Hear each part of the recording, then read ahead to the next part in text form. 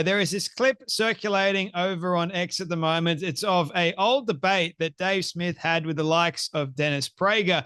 Now, when you're going up against the likes of Dennis Prager, you better hope to actually know some stuff at least. But nevertheless, Dave Smith seemed to think that his so-called emotional plea will make him win the debate by default. That is Dave Smith's belief system, as it were, because you go up against the likes of an intelligent man such as Dennis Prager, you end up realizing that, oh, maybe I should have been a little bit more prepared than just going in on, I'm going to use the emotional moral argument and see how I go with that.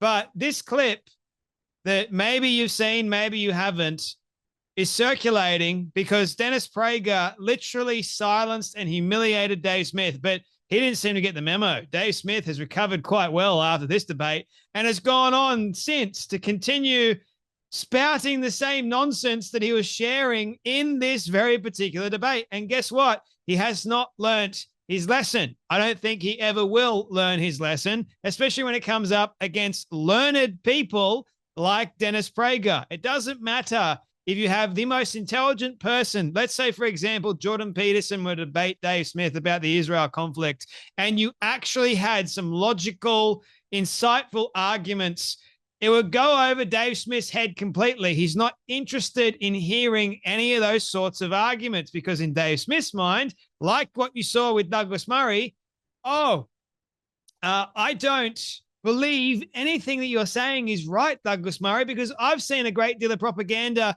on my screen. So that propaganda machine is right. But Douglas going to Israel and going to Gaza and seeing what's actually taken place, that is totally different. Hence why Douglas Murray goes, you've not been, because it changes your perspective. And it became a running joke between Dave Smith and many others that are actual dingbats, I call them, because you've got to be able to understand context, right? And perspective. That is a big deal because at the moment, what I'm seeing is on a screen like Dave Smith.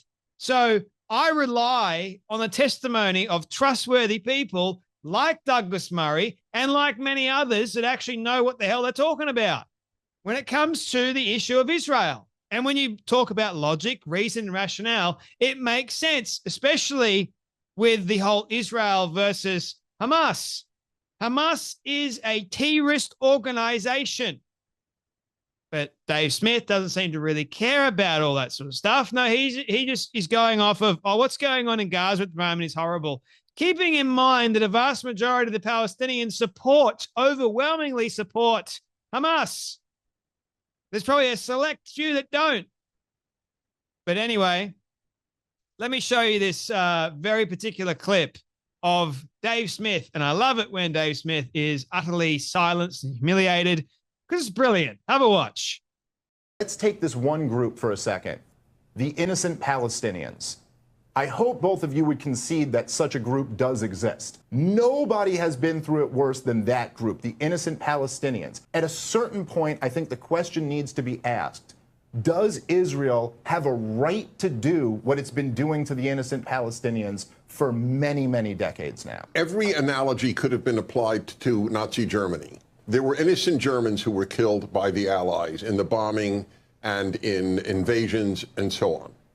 No one denies that. But to point out that there were innocent Germans while the Nazis were in charge is a morally idiotic point. It means nothing. It only means that every innocent German's life that was taken is the responsibility of the Nazis. Every innocent Palestinian life that has been taken is the responsibility of Hamas. Every innocent Palestinian life that has been taken is a responsibility of Hamas because they started it. Just like you can say every innocent German that didn't want the war is therefore responsible by the Nazis because they're the ones that started the war. You don't blame the one that's retaliating and trying to bring about peace. Oh, it's their fault for ending the lives of innocent Palestinians or innocent Germans. Hello? Who was the one that started the war in the first place? World War II. Germany. You had an overwhelming amount of innocent Germans that didn't want to go to war, but they were forced to because of the Nazis. You can make the same argument, but it's a little bit different with the situation in Gaza. This has been going on for quite some time, right? The Palestinian people voted in a terrorist organization knowing full well that their charter is to wipe out Israel. Then October 7th happened, and you saw the videos, you saw all the testimonies of these Palestinian Hamas people. They were cheering. They were gleefully and joyfully celebrating what October 7th represented. Now, Hamas can quite easily have ended this and ended the suffering of the innocent Palestinian people, if there are innocent Palestinian people. You've got to question how many innocent Palestinian people there actually are. I don't know. Neither does Dave Smith. Notice how no one ever says there's this amount of innocent Palestinian people. We just are guessing. We're going to guess how many innocent Palestinian people are actually in Gaza at the moment. Keeping in mind, Israel allowed people, the so-called innocent ones, time to get out. So whoever's left, it's their own free volition that they chose to stay, knowing full well that Israel was about to retaliate and retaliate hard. That's not Israel's fault. That is the terrorist organization's fault. So the moral argument or lack thereof that Dave Smith is trying to implore people on is think about the innocent Palestinian people in Gaza. Sure, it is horrible, and I can say that it is actually horrible, but guess what? War's horrible. You want anyone to blame? Blame Hamas. Blame the terrorist organization, for goodness sake.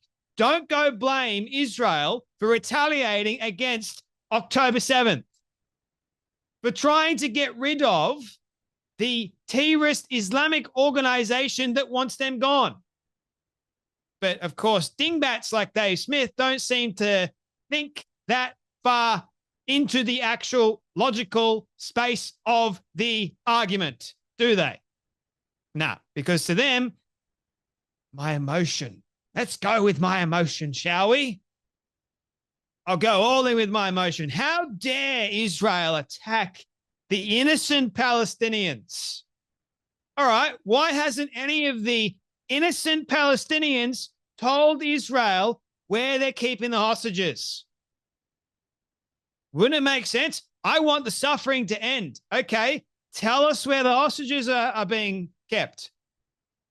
Oh, but Jay, why would Hamas tell the Palestinian people where the hostages are being kept? Gee, I don't know. You're in Gaza. You would have seen where they have gone. Why not tell them?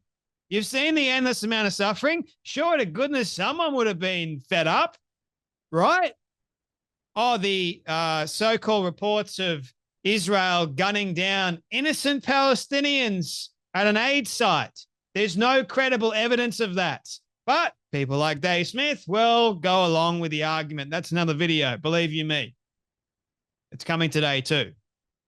So you have all of these false stories that are getting out there, and you have a very smart intellectual person like Dennis Prager lay everything out with logic, reason, and rationale, and it goes straight over his head, straight over Dave Smith's head.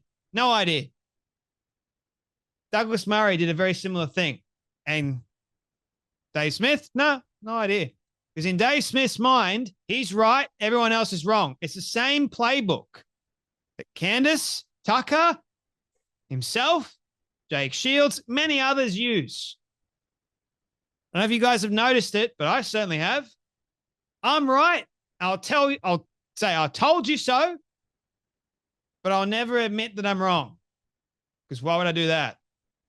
Man, I did it the other day. It's easy. It's not that hard. It's called humility.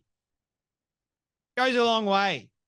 Anyway, that's enough from me, but you guys take care, be blessed, and I'll see you all in the next video.